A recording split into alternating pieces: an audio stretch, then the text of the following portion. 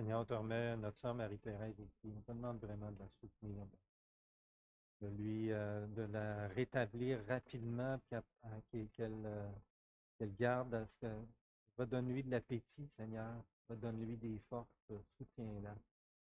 Seigneur, viens au secours de Jean-Yves, enfant. Seigneur, rétablis-le.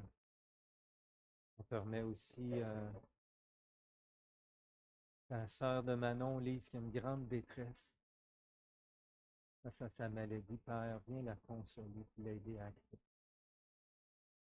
Tiens son mari aussi, Seigneur, fais-toi connaître à lui. Puisse te connaître comme un Dieu vivant et agissant qui répond aux prières. Soutiens Manon aussi, et donne tes forces à Gilles et à Nicole et remplis leur cœur de ta paix et d'espérance. Seigneur, on se met devant toi pour le message de ce matin. Seigneur, on te demande pardon. On est loin d'être toujours fidèle. On est loin d'aimer parfaitement comme toi tu nous aimes. Humblement, on te demande pardon. On te prie ce matin de nous remplir ton Saint-Esprit, de remplir nos cœurs de ta joie, de ton amour, de ta paix, de ta patience, de ta persévérance, de ton humilité. Seigneur, on te demande de parler à nos cœurs par ta parole. Combien on a besoin de toi. On a besoin que ton Saint-Esprit nous éclaire et nous conduise dans nos choix, dans nos décisions, dans nos vies. Seigneur, sois le fondement de notre vie, on t'en prie. Et bénis l'enseignement de ce matin au nom de Jésus, nous t'en prie. Eh bien, on continue dans Romains 12 ce matin, à partir du verset 9, l'amour en action. Je vais vous avouer bien humblement que c'est pas parce que je me sens le plus qualifié et meilleur que tous les autres que je prêche sur l'amour en action ce matin. C'est un passage qui me parle beaucoup, qui m'exhorte beaucoup. Alors, j'espère que, et c'est ma prière que ce passage-là va tous nous exhorter ensemble. Comment décrire un amour vrai, un amour sincère, un amour qui s'exprime de façon tangible? Bien, c'est un amour qui se manifeste pas juste en parole, c'est un amour qui se manifeste aussi en action. La semaine dernière, on a vu un des sujets de ce qu'on va parler ce matin, qui est l'hospitalité. S'il y a une expression de notre amour qui peut transformer l'Église, notre Église, c'est bien l'hospitalité. Ça va raffermir, ça va renforcer nos liens, nos liens spirituels les uns avec les autres. Alors, le sens du mot hospitalité, je vous avais dit la semaine dernière que c'est aimer les étrangers. C'est d'accueillir chez soi, dans notre maison, des gens qu'on connaît moins ou même qu'on ne connaît pas du tout.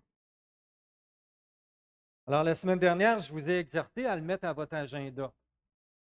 Puis, on vous a dit que le conseil, on avait décidé que le premier dimanche de chaque mois, on allait l'annoncer comme le dimanche de l'hospitalité. Et je vous ai dit aussi que ce n'est pas une obligation, c'est un encouragement à mettre ce que la parole de Dieu nous dit, à le mettre en pratique. Si ce dimanche-là, vous ne pouvez pas, je vous ai encouragé à le mettre au moins dans votre agenda pour qu'au minimum, une fois par mois, vous considériez, dans la mesure du possible, vous considériez d'inviter quelqu'un que vous connaissez moins, que vous ne connaissez pas, faire sa connaissance et partager ce qu'on a en commun, le Seigneur Jésus. Troisièmement, je vous avais encouragé de garder ça simple. Hein, on n'invite pas pour épater, pour que ça soit parfait et épater les autres. On invite pour communier ensemble. Alors, soyez surtout riches en amour et en humilité.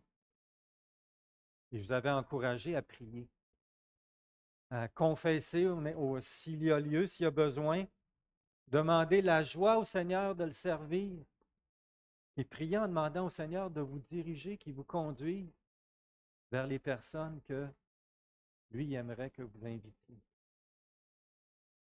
Alors, on va vous le rappeler à chaque mois, ça va revenir tout au long de l'année pour qu'on développe cette fraternité-là et cette bonne habitude de s'inviter mutuellement et de faire connaissance les uns avec les autres. Dans le chapitre 12 de Romains, l'exhortation d'exercer l'hospitalité est dans une section générale sur l'amour fraternel. Et je vous rappelle que le chapitre 12 débute par ceci: je vous exhorte donc, frères, par les compassions de Dieu, à offrir vos corps comme un sacrifice vivant, saint, agréable à Dieu, ce qui sera de votre part un culte raisonnable. Ne vous conformez pas au monde présent, mais soyez transformés par le renouvellement de l'intelligence, afin que vous discerniez quelle est la volonté de Dieu, ce qui est bon, ce qui est agréable, ce qui est parfait. Ensuite, à ce passage-là, la question qui vient, c'est qu'est-ce que ça implique pratiquement? Ça implique quoi de s'offrir à Dieu comme un sacrifice vivant, de ne pas se conformer au monde, d'être transformé par le renouvellement de l'intelligence pour discerner ce qui est bon, agréable et parfait dans la volonté de Dieu. Ça implique quoi? Bien, c'est ce que Paul nous dit dans la suite du chapitre 12. Alors, Paul répond à cette question. Premièrement, qu'est-ce que ça implique? On a vu ça l'automne dernier. Ça implique de mettre notre don spirituel, le don spirituel que Dieu a donné à chacun de ses enfants, de le mettre au service des frères et des sœurs. Deuxièmement, c'est ce qu'on va voir ce matin, c'est d'aimer ses frères et sœurs d'un amour sincère.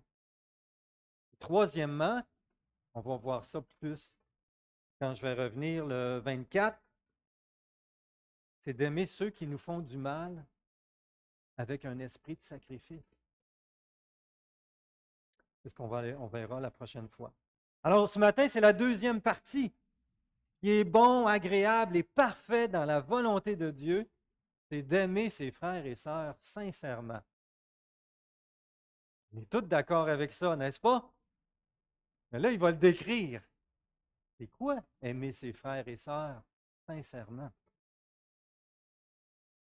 Alors, dans Romains 12, Paul commence par je vous exhorte donc. Donc, c'est une série d'exhortations. Et je vous ai déjà dit, je le rappelle ce matin, quand vous voyez dans le Nouveau Testament des verbes à l'impératif, la plupart du temps, surtout quand c'est l'apôtre Paul, puis c'est à la fin de sa lettre, ce sont des exhortations. Ce ne sont pas des commandements. Les commandements aussi sont des verbes à l'impératif, comme les exhortations, mais il y a une nuance entre les deux. Un verbe à l'impératif, euh, faites ceci, soyez comme ça. C'est un verbe qui commande. Ouais.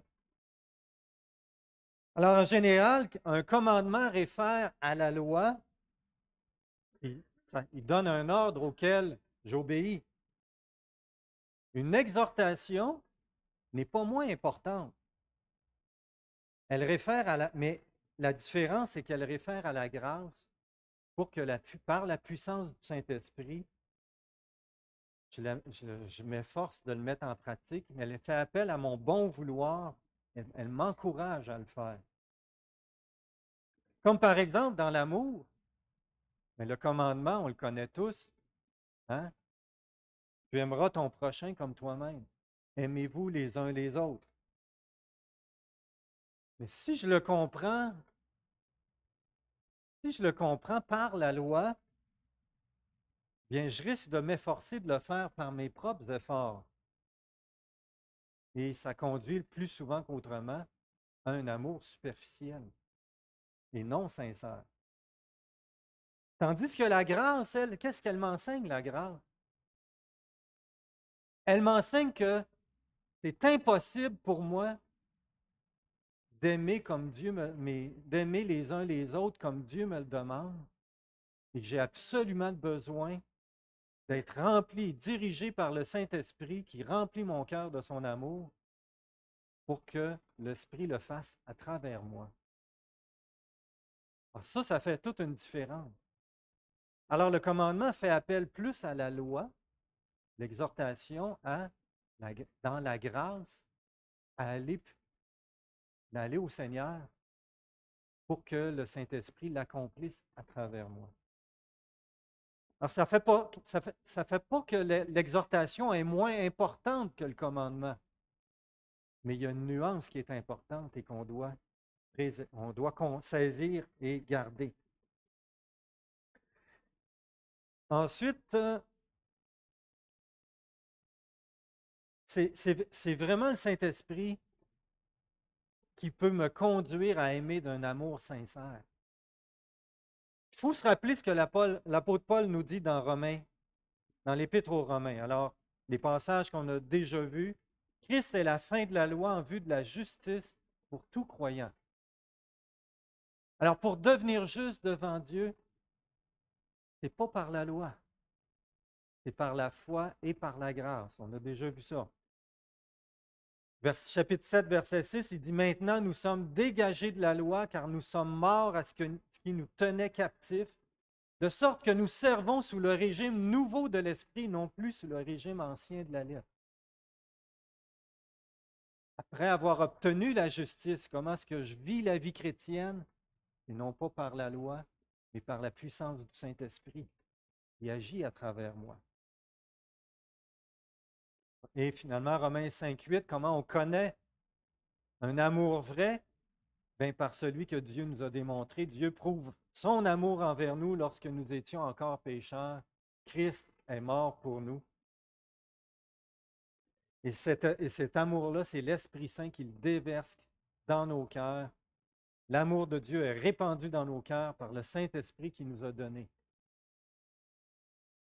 Alors, quand on lit les exhortations dans Romains 12, c'est important qu'on se rappelle ces passages-là qui sont dans les chapitres précédents.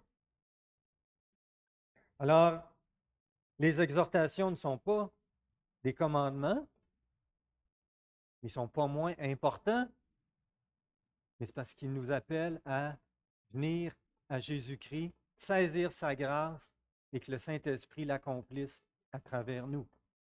Alors, je tenais à le dire dans l'introduction, parce qu'il faut qu'on ait ça en tête pour bien comprendre, bien saisir les exhortations d'aimer en action dans les versets suivants. Dans les versets 9 à 21, Paul nous exhorte à pratiquer l'amour en action. Et là, il y a deux sections. Tout d'abord, il commence envers les frères et sœurs et deuxièmement, envers les non-croyants. Alors, ce matin, on va regarder la première section. Et tout de suite, les premiers mots nous donnent le thème de cette section. Il nous dit que l'amour soit sans hypocrisie, non feint, qui n'est pas déguisé, qui n'est pas semblant, un amour qui est sincère. Certaines traductions disent un amour véritable, vrai, sans imitation.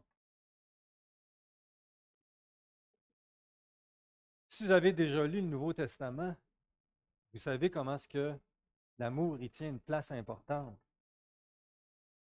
Paul il nous dit dans 1 Corinthiens 13, sans l'amour, tout ce que je fais ne sert de rien. Et il conclut en disant qu'avec l'espérance et la foi, il va demeurer éternellement, c'est l'amour. C'est-à-dire les trois vont demeurer éternellement, mais celle qui est la plus importante, c'est l'amour. Paul il se donne en exemple quand il écrit à son disciple Timothée, le but de cette recommandation, c'est l'amour qui vient d'un cœur pur, d'une bonne conscience et d'une foi sans hypocrisie. Et dans 1 Pierre 4,8, avant tout, ayez les uns pour les autres un amour constant. Je me rappelle aussi dans Galates, Paul va écrire, ce qui a de la valeur, c'est la foi qui est agissante dans l'amour. La foi qui est agissante dans l'amour. Alors, c'est un des thèmes, des sujets les plus importants dans le Nouveau Testament. Quand Paul nous dit d'aimer sans hypocrisie, il semble vouloir dire que c'est facile de prétendre aimer, d'avoir des paroles, des gestes qui paraissent gentils, agréables, mais qui ne sont pas nécessairement le véritable amour. On peut porter dans son cœur des jugements, avoir de l'impatience, de l'irritation. On ne s'intéresse pas vraiment à l'autre. On peut soupçonner le mal, puis on n'a pas vraiment l'intention de connaître l'autre. C'est ce que Paul appelle de l'hypocrisie, un amour hypocrite, qui fait semblant, qui veut bien paraître. Alors, dans le monde, dans la société dans laquelle on vit, on dit aussi que l'amour, c'est important. On ne dit pas le contraire. Mais c'est un amour qui est intéressé pour se faire aimer en retour, pour se faire accepter, pour se faire apprécier. Eh bien, c'est différent de l'amour chrétien. Un amour qui s'intéresse d'abord à l'autre et sans nécessairement de recevoir en retour. Paul semble dire que on est facilement pauvre en amour quand il dit que l'amour soit sans hypocrisie. Un peu comme quelqu'un qui est pauvre, mais qui ne veut pas le laisser paraître, puis qui, en société, va toujours mettre ses plus beaux vêtements. Il y a juste, un ou deux bel ensemble de vêtements. Puis en société, c'est toujours qu'est-ce qu'il met parce qu'il veut surtout pas laisser paraître qu'il est pauvre. Mais la réalité, c'est qu'il est pauvre et qu'il ne veut pas qu'on le sache. Mais quand on vit en société, dans le monde, c'est comme ça. Dans le fond de nous, on sait qu'on est pauvre. Mais on ne veut pas que ça apparaisse, on ne veut pas qu'on le sache, on veut être accepté. Alors, on essaie paraître du mieux qu'on peut, de projeter une bonne image, de prétendre ce que nous ne sommes pas pour bien passer. Mais ce n'est pas ça que Jésus veut pour son Église. Les premiers chrétiens étaient caractérisés par leur amour sincère. Et si Paul nous exhorte, mais c'est parce que c'est un défi qui est constant. Alors Jésus, qu'est-ce qu'il veut pour son Église? Eh bien, il veut le meilleur pour nous. Et c'est l'amour que le Saint-Esprit met dans nos cœurs. Un amour vrai qui provient de la révélation de la parole de Dieu, de l'amour que Dieu a pour nous, de l'amour que Christ a pour nous. Cet amour vrai vient d'une révélation de Dieu, de Christ, et il vient du Saint-Esprit qui est déposé dans notre cœur et qui là manifeste un amour en action. Il vient de Dieu. Alors, c'est à ça que Paul nous exhorte. Et on va lire, il va nous dire d'écrire de 6 façons comment exprimer un amour vrai, un amour en action. On le lit versets 9 à 13. On a un petit peu d'eau.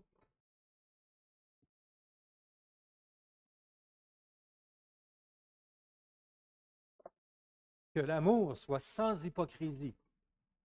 D'autres traductions ont sincère. Ayez le mal en horreur. Attachez-vous au bien. Par amour fraternel, soyez pleins d'affection les uns pour les autres et rivalisez d'estime réciproque. Ayez du zèle et non de la paresse. Soyez fervents d'esprit et servez le Seigneur. Réjouissez-vous dans l'espérance, soyez patients dans la détresse persévérer dans la prière, pourvoyer aux besoins des saints et exercer l'hospitalité avec empressement. Pierre-Guy, tu pourrais-tu fermer les portes, s'il te plaît? Non, c'est pas nécessaire. Ok, nécessaire. Alors, premièrement, l'amour vrai aime la personne, même s'il est son péché. En grec, il est évident que les deux phrases qui suivent, que l'amour soit sans hypocrisie,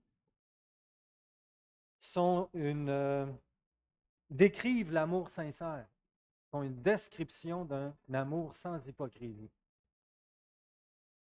Que l'amour soit sans hypocrisie, ayez le mal en horreur, attachez-vous au bien.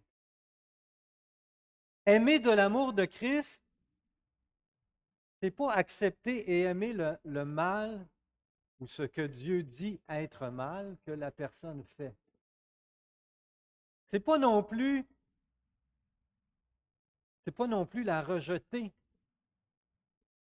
pour le mal qu'elle fait. Alors il dit bien, ayez le mal en horreur, attachez-vous au bien. Aimer sans hypocrisie, c'est aimer la personne qui est créée à l'image de Dieu. C'est l'aimer de la même façon que Dieu l'aime. Sans la rejeter pour ce qu'elle fait, mais tout en ayant le mal en horreur. Le problème avec l'hypocrisie, c'est qu'il fait exactement l'inverse.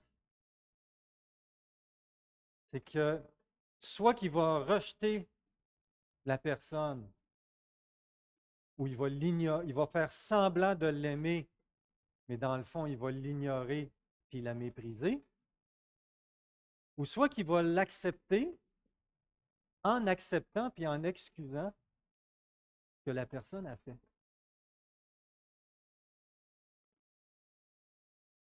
Alors, l'amour hypocrite qui se prétend chrétien, c'est un amour qui doit être mérité.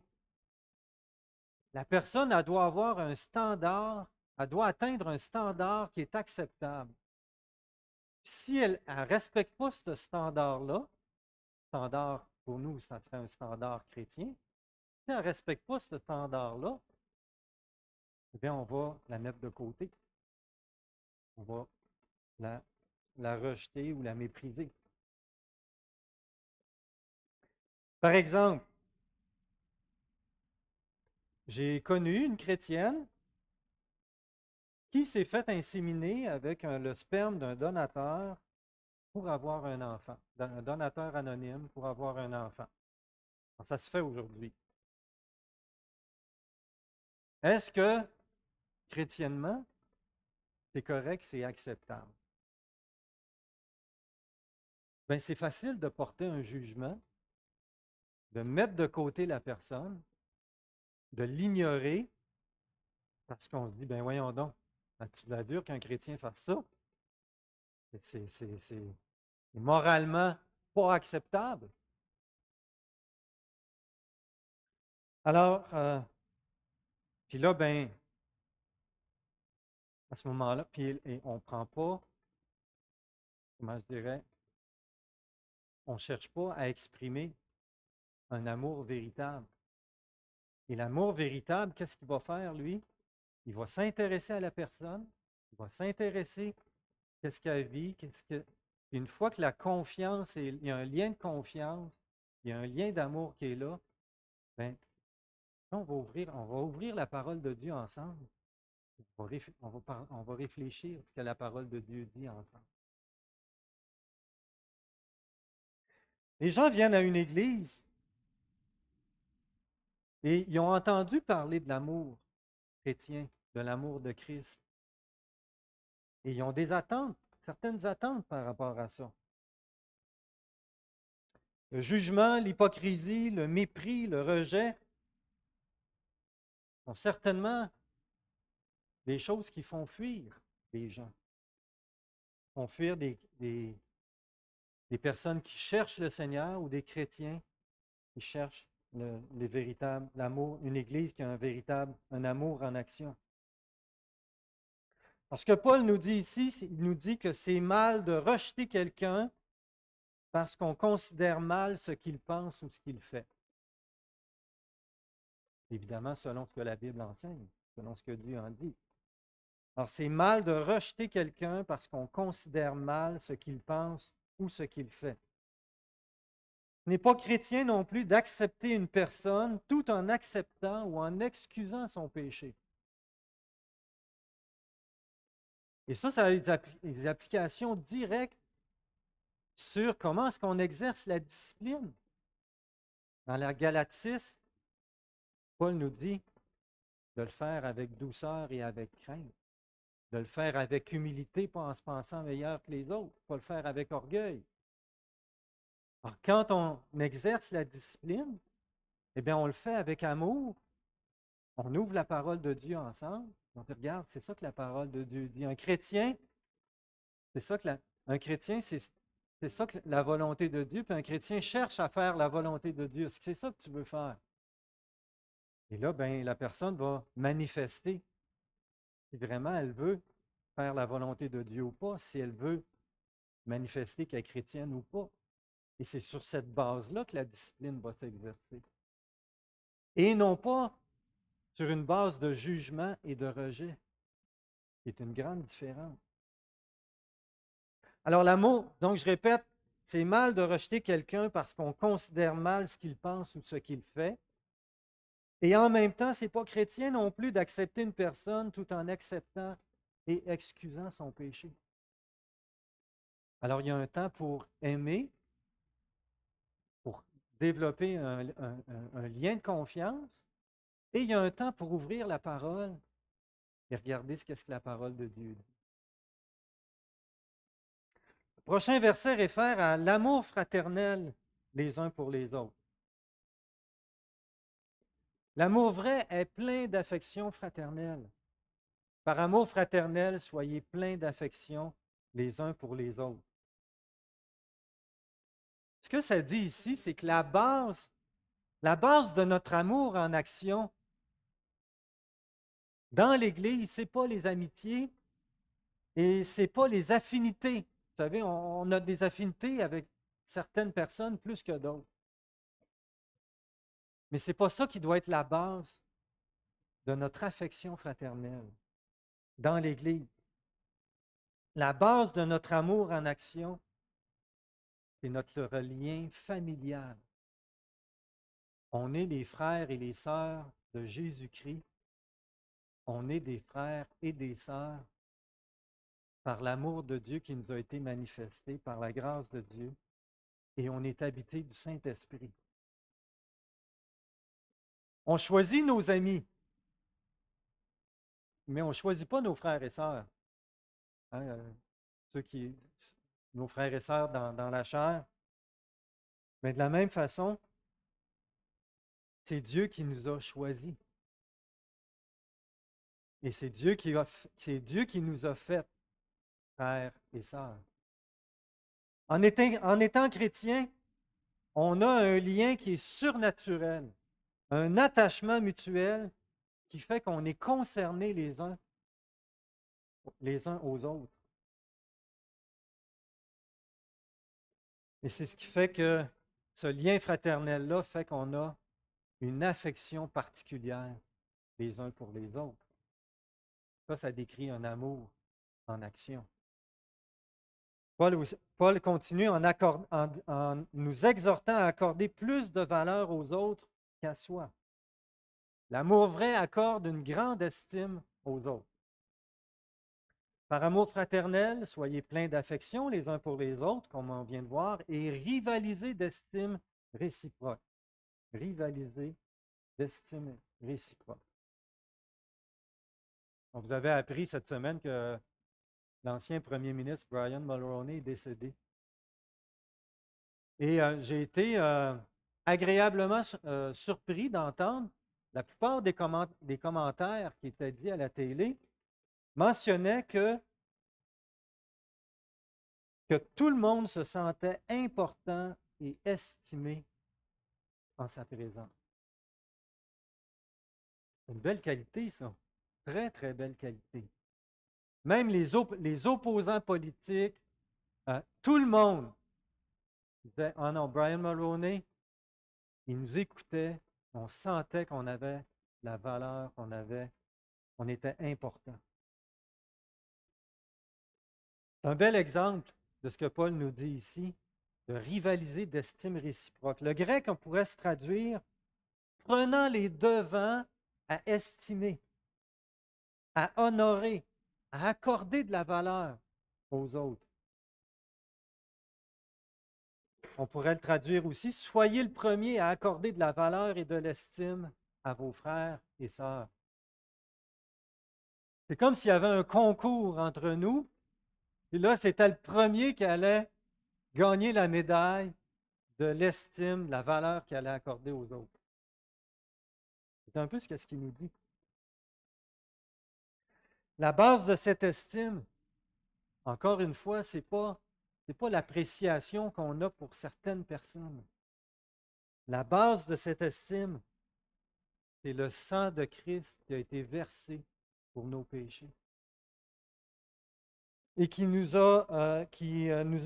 fait qu'on est liés par le Saint-Esprit à une même famille.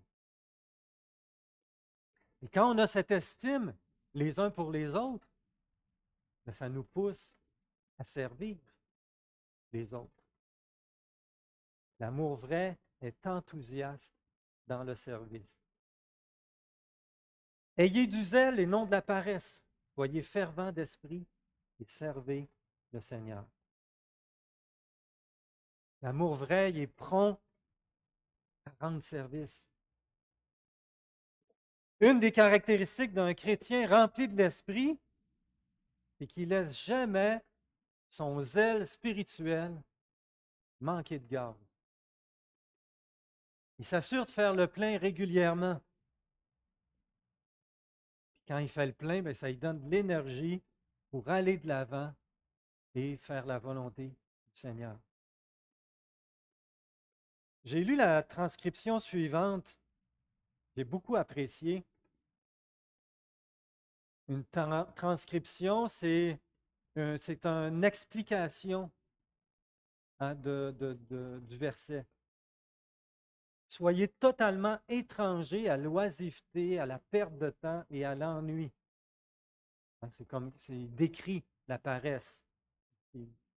Préoccupez-vous plutôt de servir le Seigneur, étant enflammé par l'Esprit et empli d'un zèle spirituel. C'est bon, hein? D'où vient la force de mettre ça en pratique? Hein? D'où vient la patience, la persévérance, ce zèle? J'ai toujours aimé ce passage d'Ésaïe qui dit, ne l'as-tu pas reconnu? Ne l'as-tu pas entendu? C'est le Dieu d'éternité, l'Éternel, qui a créé les extrémités de la terre. Il ne se fatigue ni ne se lasse. Son intelligence est insondable. Il donne de la force à celui qui est fatigué et il augmente la vigueur de celui qui est à bout de ressources. Les adolescents se fatiguent et se lassent et les jeunes hommes trébuchent bel et bien. Mais ceux qui espèrent en l'Éternel renouvellent leur force. Ils prennent leur vol comme les aigles. Ils courent et ne se lassent pas. Ils marchent et ne se fatiguent pas. C'est un passage qu'on connaît bien, la plupart d'entre nous. Un passage que j'aime beaucoup. Vous savez, ça nous arrive tous à un moment donné ou à un autre de manquer de garde, de manquer de zèle, de manquer de persévérance, de courage, de force. La question, c'est qu'est-ce qu'on fait dans ce temps-là? Hein? On va au Seigneur. On va au Seigneur. C'est quand la dernière fois que tu as eu un tête-à-tête avec le Seigneur ou que tu as eu un cœur à cœur avec lui? Es-tu en train de rouler ses vapeurs de gaz? Ou tu es en cale sèche? Ben, reste pas comme ça. Reste pas comme ça. Viens au Seigneur. Il y en a qui me disent Je vais au Seigneur, mais il ne se passe rien. Ben, il ne faut pas juste aller à la station-service, hein. Il faut descendre l'auto, puis payer, puis faire le plein de gaz. Puis peut-être changer l'huile de temps en temps aussi. Parce que si l'huile n'est jamais changée, maintenant, le moteur, il va avoir de la misère à tourner rondement. Bien, on a besoin, nous aussi, de faire de temps en temps un changement d'huile et régulièrement faire le plein de gaz. Et pour ça, on a besoin de venir au Seigneur. C'est lui qui va le faire à travers nous. Puis efforcez-vous de rester devant Dieu tant qu'il ne l'a pas rempli, votre cœur. Tant que le plein n'est pas fait. Hein, il y en a qui ont des tanks plus grosses que d'autres. Puis il y en a qui ont des pistolets que ça prend plus de temps que d'autres. Hein? C'est le Saint-Esprit qui nous donne l'amour en action. C'est le Saint-Esprit qui transforme nos cœurs. Alors prenons le temps d'aller au Seigneur, qu'il fasse en nous, jusqu'à ce qu'il l'ait fait. Alors, ce n'est pas avec nos forces qu'on va avoir ce zèle-là pour Dieu. C'est lui qui donne la force. On lit que quand il y avait vous savez que jusqu'à ce qu'on découvre la médecine moderne, il y avait régulièrement des grandes épidémies. Presque à tous les 10 ans, il pouvait y avoir de la peste, la malaria, etc. Et beaucoup de gens mouraient. Et dans les premières églises étaient réputées que pendant les épidémies, quand il y avait une épidémie, tout le monde se renfermait puis se sauvait pour ne pas l'attraper. Mais les personnes qui prenaient soin des malades, c'était les chrétiens qui étaient réputés. Beaucoup de gens se sont convertis à voir l'amour en action des chrétiens. Mais c'est pour surmonter la peur d'attraper la maladie, de mourir. Mais ça prenait une force surnaturelle, un courage surnaturel et de prendre soin des malades, un amour surnaturel. Dans ce temps-là, ils ne connaissaient rien. Ils ne connaissaient pas les microbes, ils ne connaissaient pas la désinfection, ils ne connaissaient rien. Et ces chrétiens-là, ils connaissaient le Seigneur. Et, ça a tellement marqué que même des auteurs non chrétiens l'ont mentionné. Alors, ce zèle, il y a juste le Seigneur qui peut le produire dans nos cœurs. Cette ferveur d'esprit, il y a juste l'Esprit qui peut le faire. Et nous conduire à servir avec joie, avec patience et persévérance. Prochain point, l'amour vrai trouve dans la foi, dans les promesses de Dieu, la joie, la patience et la persévérance. Vous réjouissant en espérance, supportant la détresse, persévérant à la prière. Dieu a plus d'un tour dans son sac, hein, pour nous tirer d'affaire. Il y a 1001 façons qu'il peut répondre à nos prières, qu'il peut manifester sa puissance. Alors des fois, c'est en nous délivrant de l'épreuve, de la détresse. Puis d'autres fois, c'est en nous aidant à passer au travers notre épreuve, notre détresse. En nous donnant la paix, en nous donnant la patience, en nous donnant la persévérance dans l'épreuve. On a foi en Dieu qui nous dit, du reste, nous savons que toute chose coopère au bien de ceux qui aiment Dieu. Ce que Dieu permet, ce que Dieu fait, il va en produire du bien. Ça ne veut pas dire que ce qui se passe, c'est toujours bien. mais Dieu va l'utiliser et en produire du bien. Nous réjouissons en espérance. Mais premièrement, on a un avenir qui est glorieux, qui est éternel. Et ça, c'est notre principal sujet de joie. Et en plus, Dieu répond aux prières. Dieu, on a cette assurance que Dieu nous aime et qu'il prend soin de nous et qu'il est capable d'accomplir ses desseins. Supportant la détresse, mais il nous fait la promesse que Dieu n'abandonne jamais ses enfants.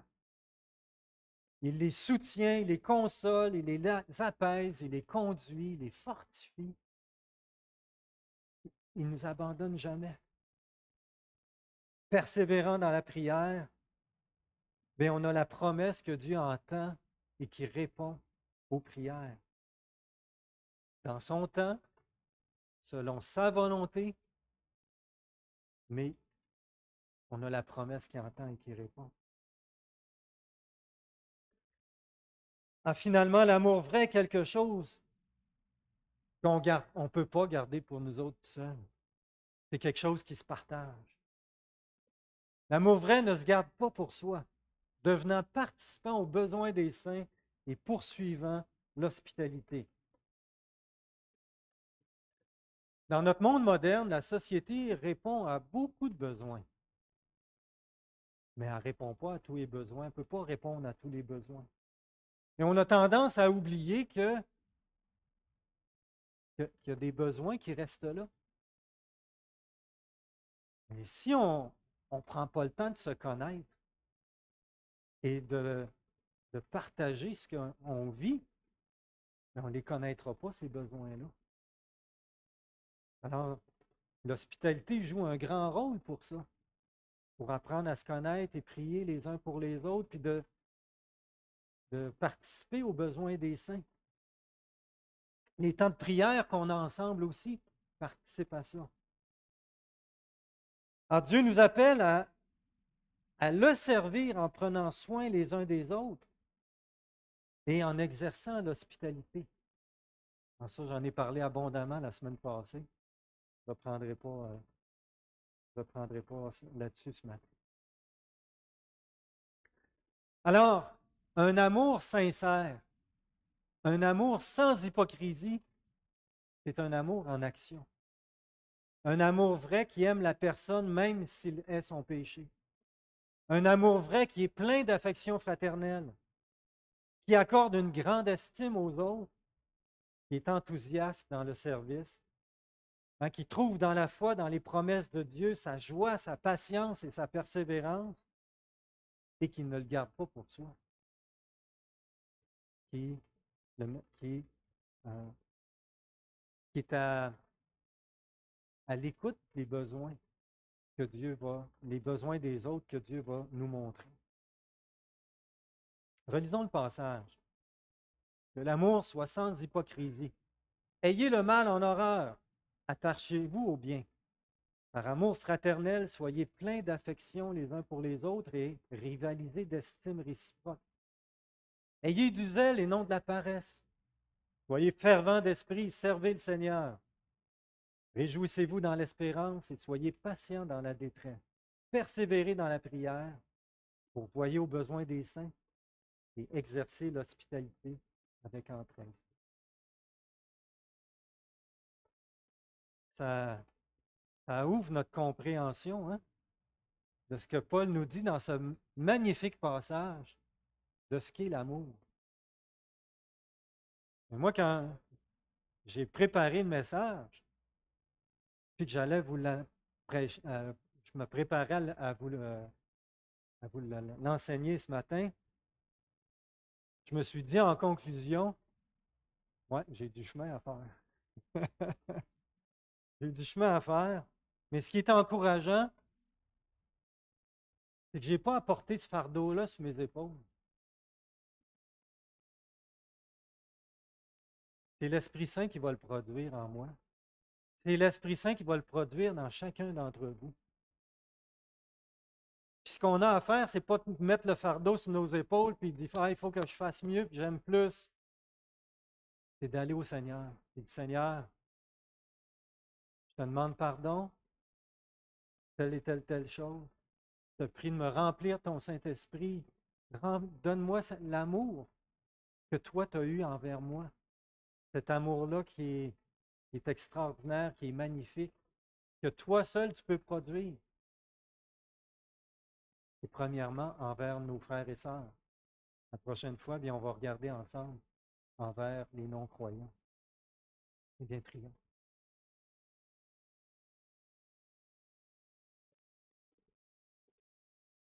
Et Père, je veux te louer parce que ton plan est extraordinaire.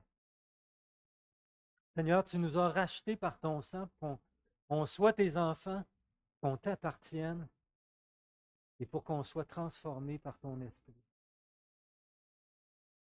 Seigneur, on te demande pardon parce que on essaye trop souvent par nous-mêmes et on ne va pas souvent assez à toi, Seigneur, pour que tu le produises en nous. Seigneur, souvent on constate notre pauvreté en amour. Puis, au lieu d'aller à toi, eh bien, on fait semblant. On manifeste un amour par des paroles agréables. Mais ce n'est pas à ça que tu nous appelles, Seigneur. Tu nous appelles à bien plus que ça comme Église. Seigneur, on a vu la semaine dernière comment l'hospitalité peut transformer notre vie d'Église. Mais dans le fond, ce n'est pas l'hospitalité qui transforme. C'est ton amour, c'est l'amour de ton Esprit Saint répandu dans nos cœurs qui transforme nos vies et qui va transformer notre Église à ton image. Seigneur, on n'est pas capable de le produire par nous-mêmes. On dépend de toi entièrement. Seigneur, on reconnaît notre pauvreté et on te prie de nous enrichir. Donne-nous ta richesse, Seigneur. Remplis-nous de ton esprit. Puis aide-nous, Seigneur, à faire le plein aussi souvent qu'on en a besoin pour que ton amour nous anime d'une manière tangible, un amour en action. Merci, Seigneur, de ta grâce qui est t'es pas chiche, tu ne te limites pas dans ta grâce, Seigneur. Tu la répands abondamment. Et Père, c'est rien de moins qu'on te demande et qu'on attend de toi. Seigneur, transforme nos cœurs et produis cet amour véritable, on t'en prie. Au nom de Jésus. Amen.